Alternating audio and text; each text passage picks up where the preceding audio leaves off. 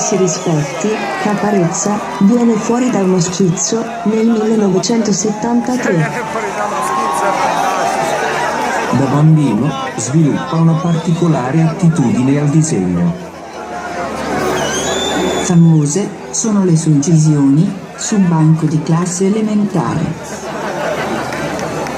I primi ad accorgersi delle sue tele sono gli operatori della nettezza urbana. La sua arte viene subito definita arte differenziata.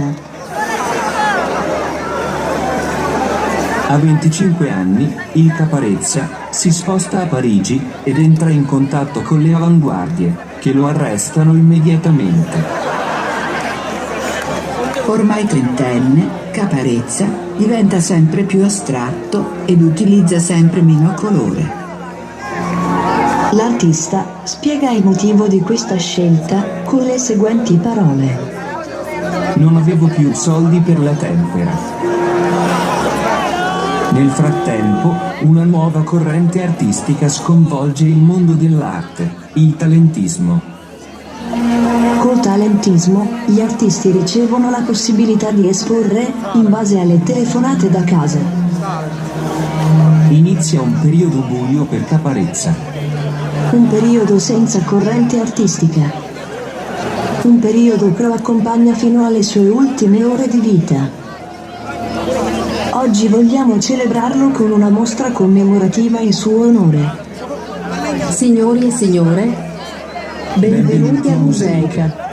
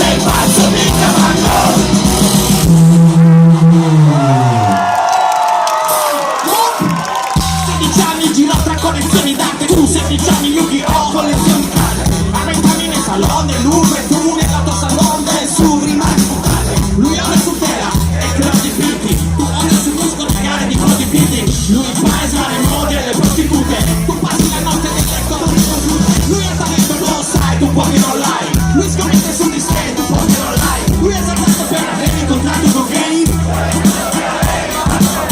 Lui è senza poesia, tu senza poesia. Lui appena tu ti senti energia. Van Gogh, una lama si taglia l'orecchio. Io ti sento parlare, sto per fare lo stesso. Ho il rasoio tra le dita ma non ti ammazzo. Avrò pietà di te perché tu sei pazzo. Minchia Van Gogh, minchia Van Gogh, minchia Van Gogh. Tu sei pazzo. Minchia Van Gogh, minchia Van Gogh, minchia Van Gogh. Tu sei pazzo. Minchia Van Gogh, minchia Van Gogh, minchia Van Gogh. Tu sei pazzo, minchia Van Gogh.